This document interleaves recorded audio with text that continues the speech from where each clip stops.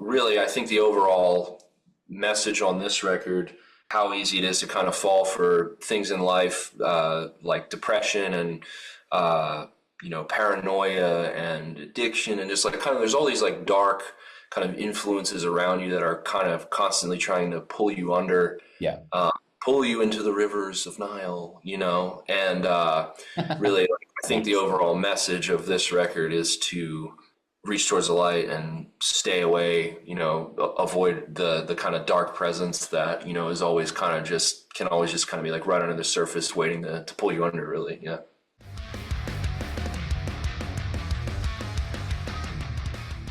So I'm here today with Brody Uttley of the amazing Rivers of Nihil. How are you, my friend? I'm pretty good, man. How about yourself? Yeah, not too bad, man. Not too bad. I've just finished my Invisalign, so got those pearly whites. Yeah, it So looks good, man. thanks, mate. So obviously we're here to talk about your brand new record. It's an amazing, amazing record. And I think, it's probably been a long time kind of coming. After finishing up the season suite, kind of what what were the first steps that you guys kind of took to, kind of think, right, okay, let's start thinking about a new record. Well, I guess it just sort of happened naturally.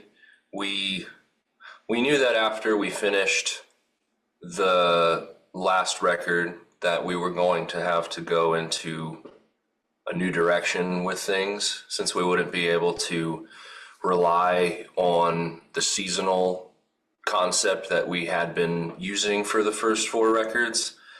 So while I can't specifically comment on the ideas behind, being that Adam is kind of the concept and lyric guy, I can't really comment on specifics, but I know that we were all talking about it, before we started writing for this new record, and just discussing like what we could do on this record, what we did on previous records that worked, what we did that didn't work, and what our favorite stuff was that we had done thus far.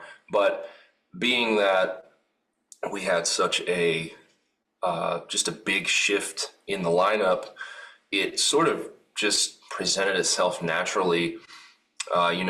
With Andy coming into the band, and Andy obviously being a really strong songwriter, having him come in just kind of immediately shifted the dynamic. He and I speak a very similar musical language. We've known each other since probably 2007. Same with Adam. I mean, all three of us have known each other since 2007, 2008, played in various bands together early on. And yeah, we just kind of have a good understanding of each other's musical language. So having him come into the picture sort of immediately disrupted, in a good way, the kind of like classic formula that we had been using for forever, with me basically being the primary songwriter. And I still am, I would say. I probably wrote 75 or 80% of the music that's on this record, but Andy was really good to have around to kind of fill in the blanks. And in certain cases, he would come up with initial ideas that would then grow into full songs. Suborbital Blues being one of them, Despair Church being another one. Those two songs he brought the main riffs to, and I kind of just finished the rest of the song around what he had presented. So that was different. And then obviously with Jake no longer being part of the band and Adam taking over on main vocals, that was another big shift. So now we're a four-piece instead of a five-piece. So I think that that stuff all combined, and everything that we kind of went through on the work cycle, the work tour cycle, both as band and personally, I think had a lot to do with what we ended up doing on this record, and some of the concepts that Adam ended up discussing, and obviously like the music was heavily influenced by just kind of the new configuration of the band. We basically had new tools in our toolboxes to use that we never had before. Yeah, it's interesting, man, because you say that there is these new tools, but to me, it sounds like kind of the most natural Rivers record that there's been yet, almost. Andy's voice is you know, a huge thing, that we now have on our team. And it kind of just opens up this whole new, I mean, vocally, I think that this record is like just without a doubt our most insane record vocally. And I think that is really like the big like, oh shit thing about this record is just, we have three-part harmonies going now, kind of like a death metal Bee Gees kind of thing, or Mastodon, obviously. I feel like this record is kind of back to basics in certain regards. There's a lot of just like riffing on this record. It's kind of, whereas the work was this big, almost like, I don't know, like film score of a record, it's like an hour and 10 minutes long or whatever. And every song has like 90 tracks of guitars and keyboards. This record is kind of dialed back. It's shorter. We cut out a lot of the like extra stuff that may have been too much on the last record, and sort of focused on really like the core of the band: guitar, bass, drums, vocals, and then kind of added any additional stuff, whether it was synthesizers or saxophone or any of that stuff kind of after the fact, just to add that extra 5 to 10%, I think it's good as well because, like, not that not that I think this at all, but like, people may have been sort of like, oh, it's the saxophone band or whatever, and it's kind of like showing people like, nah, man, like we don't need saxophones or anything like that. That just embellishes the songs that are already there, kind of thing, Yeah, definitely. I mean, there is a healthy serving of sax on the record, Yeah. probably more than the last one, I guess. Really? Maybe, I don't know. It's hard to say because Yeah. the last one really, it had like one big sax solo, and then the rest of the sax was kind of just like textural, Mhm. but there was a lot of it. But I don't know. This record has like two songs with like official sax solos. Well, actually three, because of the end of Despair Church, Yeah. and then he kind of jumps in and out at various other parts. It's hard to say which. But I'm definitely, the saxophone that we did add to this record, I'm very stoked on. It's all the sax was done by Patrick Corona.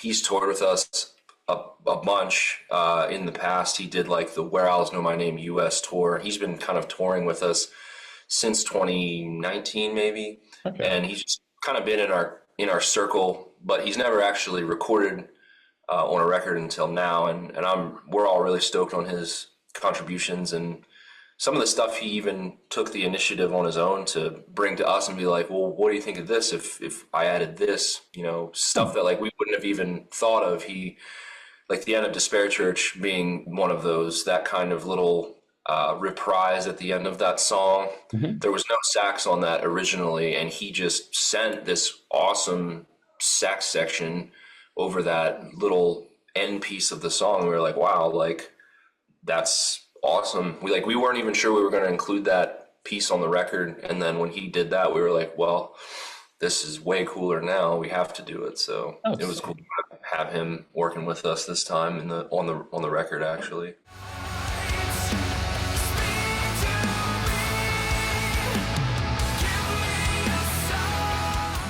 it's interesting, mentioning the seasons and stuff. Was it daunting not having that as a kind of like a security blanket that you could kind of go back to, or was it quite freeing? Like, what was the? I think, I don't know if I really noticed it, honestly, at least like instrumentally. I kind of I just really I had like a good time on this record, just kind of looking back on what my favorite stuff was that we'd ever done, and like really kind of examining like, okay, what of these of everything that we've released across these four albums so far, like what are the moments that are like real high points, like whether it's big, reactions live from the audience, or songs that like just really feel good to play together, as a band. Because when you play stuff from your records, at least in my experience, there's always songs that feel really good to play all together live, that just click and kind of work. And then there's other songs that just feel like a chore sometimes. Yeah. Like it's just like they sound good, but it's just like not all locking together and there's something missing. And I kind of just, outside of the seasonal thing, I really just kind of like looked back on what we had done, like I said, and examined what worked, what didn't, what my favorite stuff was, and kind of almost used that as an influence to work for this new stuff. And like I would take ideas, from previous records that I really liked and kind of update them, I guess, Yeah. with like my, 2025 goggles on, like how I've grown, maybe taking something that I would have done on Owls and, doing it in the current era with like my current kind of creative cap on, I guess, and kind of like giving like a fresh perspective on stuff that we do well, I guess. So I had, this was like, I would say probably the most, like writing wise for me, like I feel like the material just kind of like fell out. Like it was like I didn't really feel like I got stuck at any point. I was just like, whenever I would slow down, Andy would kind of come in with an idea, Yeah. and it would just keep the ball rolling. So even though this record did take a while to come out, it's, I guess, technically our longest gap in albums. We had a lot of it done. I mean, we recorded it about a year ago at this point. So, I mean, it's been done for like a year. Yeah. But, we just, with the lineup shift and everything, we wanted to like put some singles out and kind of show people that we're still, intact creatively, and, everything that we're doing now is, it's the best stuff that we feel it's the best stuff that we've ever done. So that was part of the reason for the long delay. But yeah, this record was really, I don't want to say it was easy to write, but it just felt like really natural. I think artists almost like channeling this sort of creative energy where it kind of, you don't really know where it comes from, but it just kind of like comes out of you. And it sounds like it was kind of similar to that. Yeah, it was, we were touring and stuff a lot on the work, and we would, come home and I would work on stuff, and Annie would help. Sometimes on tour, like I know the Suborbital Blues is a good example of this, but I know like sometimes Andy would just have a riff and he'd be playing it at sound check or something, and I would be like, well, what is that? And he'd be like, oh, it's something. And like that's how Suborbital Blues started. He was just playing this riff at sound check, that dun dun dun dun dun dun dun dun dun, that riff. I was like, that's cool. And so we would even like kind of come up with ideas on tour, which Mhm. never happened before. Oh, So really? yeah, yeah. So I feel like the new blood in the band has kind of revitalized our creative powers in certain respects, I guess. Yeah. Has it been kind of, because you mentioned, and I know you guys have been friends for years and years and years. Was it kind of like, oh my God, like we should have done this sooner kind of thing? Like, or, I've always wanted to be in a band together, and like, was that sort of the vibe, or like, I don't know. I mean, Andy's like kind of always peripherally been involved with the band. I mean, he obviously sang on Where Owls Know My Name. Yeah. Um, you know, we lived so close together for so long. He's since moved out to Phoenix, Arizona, but we're all just like we all kind of like operated in the same circles, and like there was a time back when our first guitar player left the band in 2014, where when we had to find a new guitarist, you know, Andy's name did come up, but like Black Crown Initiate at that time was kind of just getting started, Yeah. and they were touring heavily, and it just didn't really make any sense. So when Johnny when John, our two Johns in the band, but when second John Johnny ended T. up, yeah, Johnny T, when he ended up leaving the band, Andy was kind of not really doing a whole lot. Black Crown wasn't touring much, and he was just like, hey, like, let's do it. So yeah, it was like, it felt like a full circle moment, I guess, because we had always been friends and always shared what we were working on with each other's bands, with one another. Check out this demo, check out the new mix. Like, we were always sharing. So yeah, for when he came in, it did kind of feel like a full circle thing. And it's cool because like we'll talk about stuff and have obscure references to like, Nevermore riffs or Cloud Kicker, early Cloud Kicker demos. Like, That's a name I haven't heard in a while. Yeah. yeah, that like, I can talk, I couldn't say and have anyone else understand what I'm talking about. So it was cool to finally get him involved. And I think that what we ended up coming up with was a reflection of, how positive the creative dynamic is between us. Yeah, man. And like you said, it's nice for you to be able to like take a break and be like, I'm not just sort of, holding everything up, in terms of creatively, right?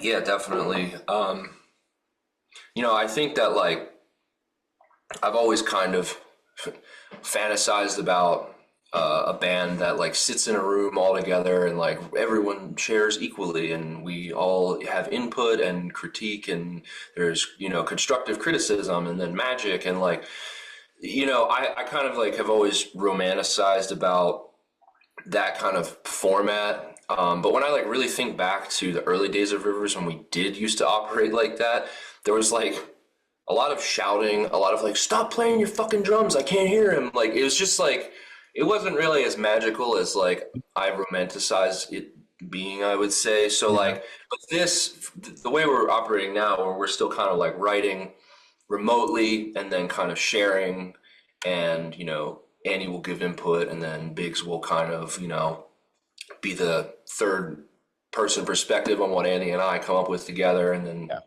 Jared will like add his own tweaks to the drum parts and stuff. Like, I feel like it's like the closest to the like being in a room together and writing thing that we can get without actually being in a room writing together and shouting over top of each other and Yeah.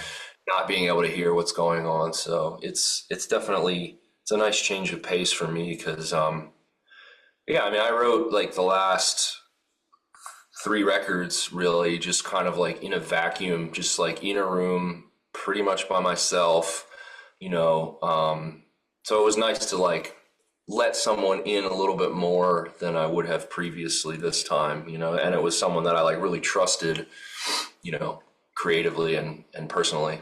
Yeah, man, because you have to you have to be on that same wavelength, don't you? You have to have that understanding. And I think it's probably quite vulnerable. I don't really like make music. I just play tool riffs on Fender Tele. But like Um, um I'm sure that sharing music with people is a very vulnerable thing, especially when you've put all this time and effort into the craft of it. yeah, definitely. And I think that's the cool thing about getting Annie involved is that he's watched this band from its inception. I mean, he was at the first show, I'm pretty sure, back in like 2009 or whatever. Like, he's seen this band start and he's watched the whole trajectory from kind of outside. So like he knows what the band sounds like. Like, I find him telling me stuff that I don't even know about myself. Like, when I write something, he'll be like, "Oh, that's like a total, Brody move here. It's like a total thing you do." And I'm like, "I do that?" And he's like, "Oh yeah." And like, so he's kind of like made me aware of like, what it is that we're doing. Because I mean, after 5 records, sometimes you start to feel like you're just like so in the vacuum of like this whole project that you have no real like objectivity on things. And bringing him in has been really useful because he has kind of like he's seen the whole life of the band from outside, and now he's inside, so he kind of has this like outsider insider perspective on things, which is pretty cool.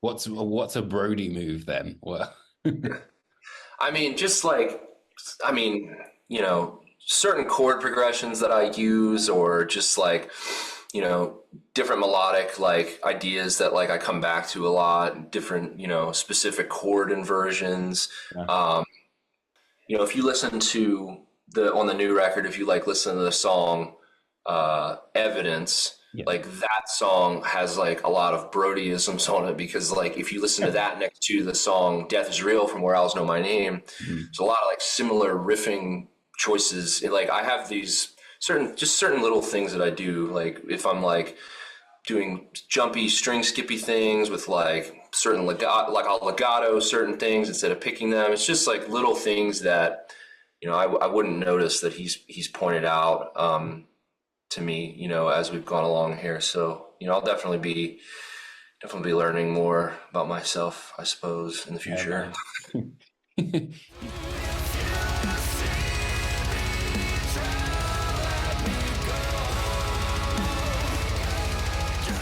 I was going to ask about the artwork. So, is that sort of, to me, it kind of felt like a amalgamation of like the sort of tower from, or like I don't know, the mountain, the mound from Monarchy, and then the Mhm. actual tower from Right there. the work and everything. Um, Mhm. is that kind of like on the same sort of vibe or I mean, I'm not sure. Like, no? Dan, well, I mean, because like the Monarchy artwork is right behind me, and like we got the vinyls in recently, and like I kind of put it next to like the Monarchy one, and I was like, the colors are similar. There's like this like imposing figure in the center, so like I thought the same thing. I don't know. Seagrave is like he's pretty crafty in how he kind of ties stuff together. Mhm. Biggs will talk to him about what his vision is for the artwork, and they'll kind of like come up with a rough idea. Biggs will send him lyrics, and Seagrave will kind of like send like rough versions of the artwork and like point out similarities, like the album cover for the work Yeah. is essentially supposed to be like, I can't remember. It's like a much more future version or a much older version of like the album artwork from our first record. It's like the same kind of like valley, but on the work, it's like split in half, and like there's a lot of connections, and like the Where Owls Know My Name guy, he's like supposed to be like in that valley that's like on the first album artwork, and No way. same thing with like the Monarchy cover. So like I don't know, like he's pretty slick with kind of tying everything together. So is Biggs, though. It's hard to know where that came from, but yeah, I definitely got like Monarchy in the sky artwork vibes from Yeah. from the new cover art. But I Um, but I think the sky, the especially the amount of light that's on the cover mm, is really kind of like, that sort of symbol of rebirth, of like life anew and kind of things mm. like that, right?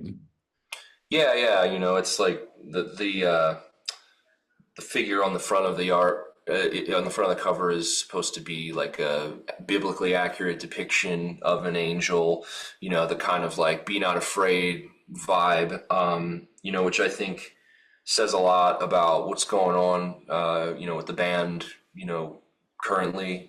We're Mhm. kind of like, we're off the seasonal concept thing, and we have like a new lineup, and we've kind of entered just this really like new chapter of the band, really. And yeah, just like the be not afraid, or just like being confronted with just like this massive, behemoth of of an, like an issue or Mhm. just challenge or whatever, has kind of been the name of the game during the writing of this record. So I think that it's symbolic in a pretty profound way for what the band has gone through recently.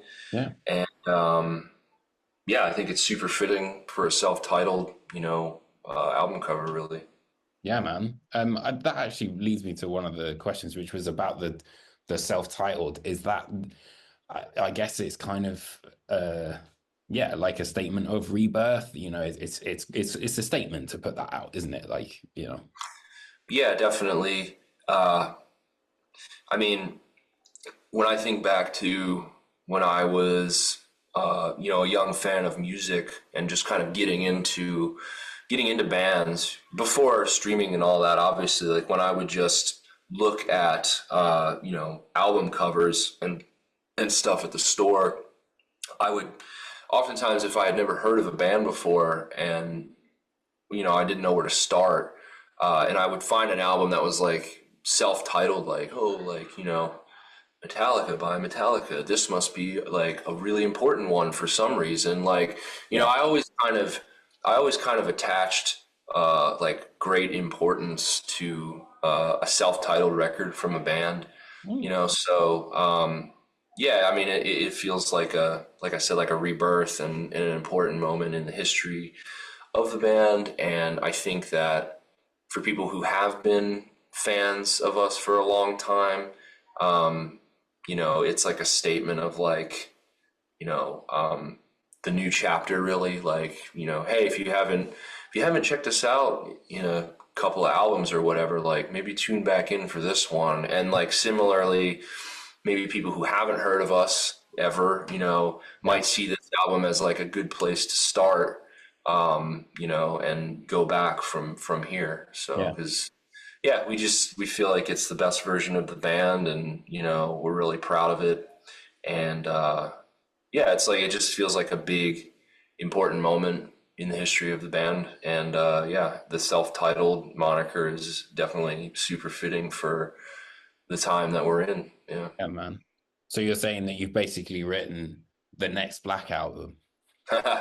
Yeah, I mean that was definitely, something that was discussed. Like, I mean, like it's the fifth album, it was Yeah, true. Metallica's fifth album and stuff. So I Yeah. mean, you know, I don't know if like, I mean, I'm sure Metallica is like collectively like one of our favorite bands, obviously, but I don't know if there was like any specific like musical moves that were made, like, like based on the Black Album. But I mean, just like the essence Yeah. of, you know, big, powerful, self-titled fifth record with like big moments, big choruses, big riffs. Yeah. So maybe there is some like musical crossover there. Yeah, it was definitely something that was discussed. It's a landmark album in Metallica's career, obviously, and we feel like this is a landmark album in our career as well. So Yeah. yeah, definitely, Absolutely. Absolutely, definitely. man. You're 100% right about the big choruses. Like, I think this is the biggest, especially because you've got, like you said, the three different vocal harmonies happening, and like, it's been really fun listening to the record, like picking out who's who, and Mhm. each have like really distinctive characteristics as well, I think. Yeah, yeah. I think one of my favorite moments on the album is actually the title track, where you can very clearly hear each of the three distinct voices. Yeah. Kind of the song starts kind of like lower key and then builds this massive kind of breakdown at the end. Yeah. But before it gets super heavy, everyone's singing in harmony with one another. And I remember when we were mixing it, Biggs wanted to make sure that everybody's vocal was like at the same volume so that you kind of like to close the album out, and for the title track you kind of heard all three vocals, kind of at the same level, so you could kind of tune into whoever you want. But that's definitely like one of my favorite moments on the record is the title track, because you can really hear everybody pretty clearly on that one, and each of their distinct sounds. Yeah, man, for sure.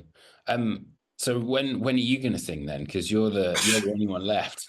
I mean, probably never. I mean, I did.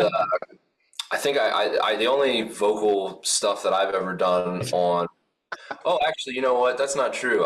There is a part on Criminals that that you can't like hear me or anything, but I came up with like this little vocal melody in the beginning of the song. There's this like part where the vocals do this like ooh thing. You can kind of hear it, and then there's like a bridge in the middle where it does the same thing.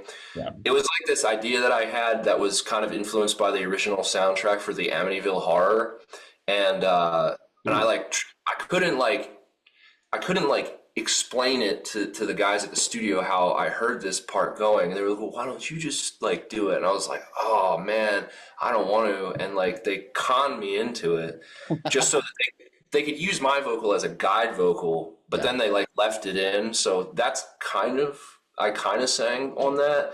But other than that, the only time I've ever talked into a microphone is that piece on the work at the end of Void from Which No Sound Escapes, where I'm just yelling. So Yeah. I don't know. I'm not I don't have much interest in singing personally. I kind of like stay in my lane, I guess. You know, I Yeah. just write the songs and play guitar and sometimes play keyboards. But give me a microphone, it's like a little too much for me, I think. You're like the Bill Kelleher of the band. Yeah. I like to think of myself as a Bill Kelleher kind of guy, you know. Yeah, you need to get the like the handlebar, the mustache thing going on. Yeah. Yeah, you know, I almost did give myself just a regular mustache last week, but then I decided not to, and I just got my beard trimmed regular. So,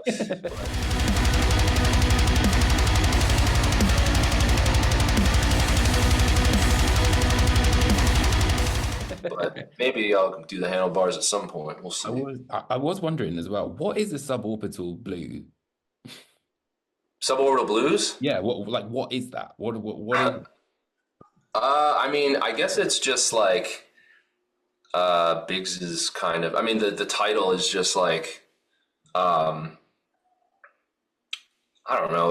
Like, oh man, I'm so bad at explaining this stuff. Like, it's all good, bad, don't worry. I guess like the like idea with that song is like something about our like all of our identity, all of our memories, all of our experiences because of like modern technology and the internet, social media and stuff. Like after we die, it's basically going to be in orbit, you know, forever in the like kind of like internet sphere, you know, like people, I mean, even, you know, you can go on people's social media, you know, now who have died and like just like read about their whole life, you know what I mean? And like, and that's kind of what that song is about. I'm definitely not explaining this correctly, but like, I don't know, I guess like suborbital blues is just kind of like, you know, our dreams will orbit the earth forever. It's kind of like it's like a sad thing to think about, I guess, you know, that like after we're gone, that like everything that we've put out on, you know, into the airwaves is going to remain when we're, you know, no longer here. So it's kind of like sad in a kind of way. So suborbital blues, you know, suborbital orbiting the earth, you know, blues like sad, I guess. I don't know. Like I said, I'm probably explaining it horribly, but give it a shot. No, it's cool, man. I totally get that for sure. I think you know one of the tracks on the record that resonated with me the most is Logical End. I think Hmm.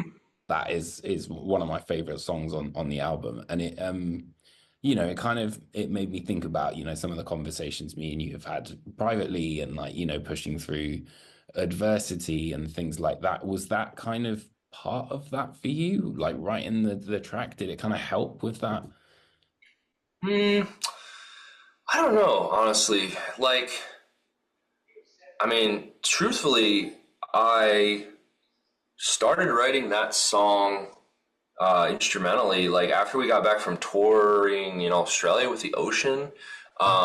I was just like feeling really inspired by seeing their live show, and I was listening to a lot of their albums during that time, and they like used a lot of like plucky kind of synthesizers on on whatever record it was that they were touring on at the time. And like, I don't know, I just like kind of dug the vibe, and I came up with that initial dun dun dun dun dun dun dun dun dun dun that song starts with, Yeah. and just kind of like built on the song from there. So I don't know, like as far as like adversity goes, like I don't know. I'd like to be cool and like be like, yeah, man, it was like, it really helped me work through. But I don't know. I think I kind of was just like feeling inspired by, touring with the ocean, and kind of Yeah. came up with a little idea that starts the song, and then I just finished the song from there. I can't comment on the lyrics because I didn't write them, but that is one of my favorite songs as well. Yeah.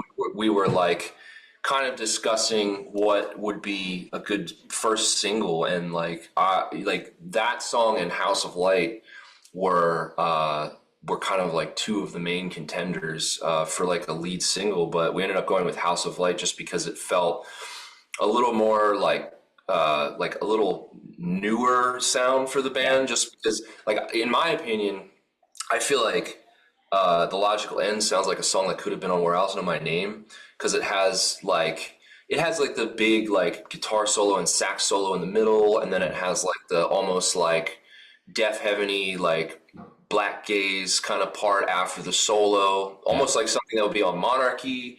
So like I feel like in a lot of ways, The Logical End is like more of it's a track that kind of like pays tribute to some of our past records a little more, and then like House of Light was like more of like a kind of like a newer sound for us, so that's what we ended up going with. But Logical End was definitely one of the songs that we were talking about for a lead single, because I remember sending it to the label, and Ryan from Metal Blade, he kind of hit me back about that one specifically, and was like, man, like the vocals on this song specifically are like such like, it's like Mastodon level, like composition on like the harmonies and stuff like that. So it's definitely one of my favorite songs on the record, though. But yeah, was it kind of, did it help having the album as something that you could kind of work towards in that time where things weren't great and things?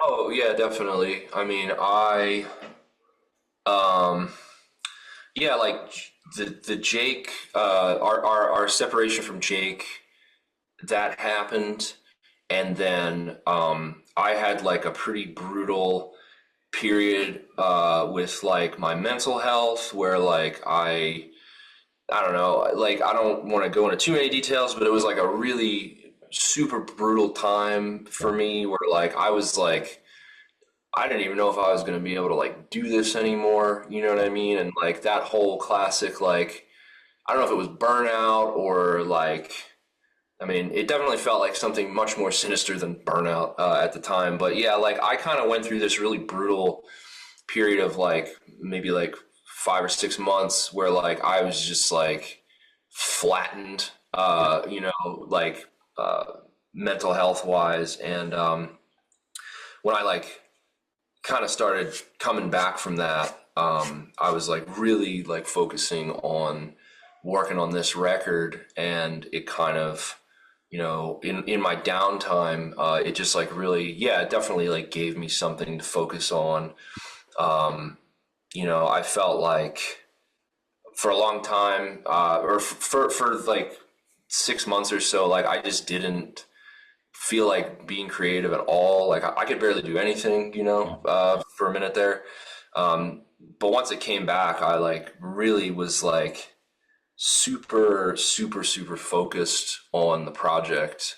Yeah. I like, yeah, like it was like kind of like a fresh, it was like a factory reset, really. Like whatever I went through, kind of like, it feels like it kind of like did a hard reset of my brain, and like I came out of it with just like total clear vision on how to finish the record, because we had written Suborbital Blues, Water and Time, and Criminals kind of early on, and then I went through this period of personal bullshit, Yeah. and then when I came back from that, I basically finished the record, and we wrote the rest of it after that. So once I came out of that kind of that time, yeah, I had like a really pretty clear picture of how to finish the album, and it just kind of happened then, you know. It just like Yeah. it feels like the rest of the album just really like fell out. You know, I know I said that before, but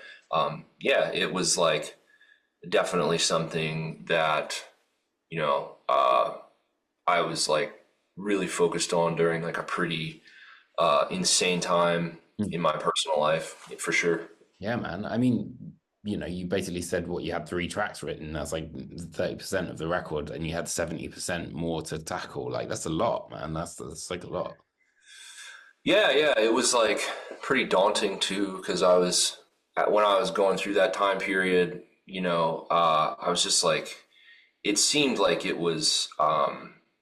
seemed like it was just like impossible for me to just like carry out like simple like household duties, you Yeah. know, let alone go on a tour, let alone finish a record, you Yeah. know, as I was going through that. So like, um, yeah, well, it did seem like almost an impossible feat. Like there was like a time where like I just did not feel like this record was going to get done. You know, I had a lot of doubts in myself.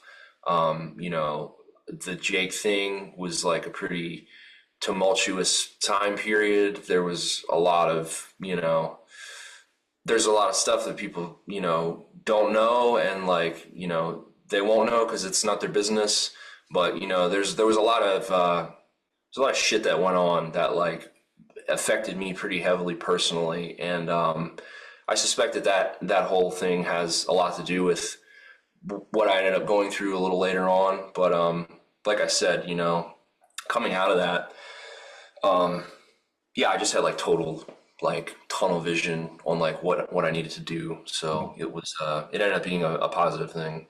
Well, that's, I think, you know, the great thing, isn't it? Like, I think when we saw each other recently, like I said, it was a bit sort of, it felt like a dark record, but the longer I've listened to it, actually, I feel like it's a very light record. There's, you know, a lot of positivity in the melodies and the imagery. Like everything is about this sort of like rebirth and you.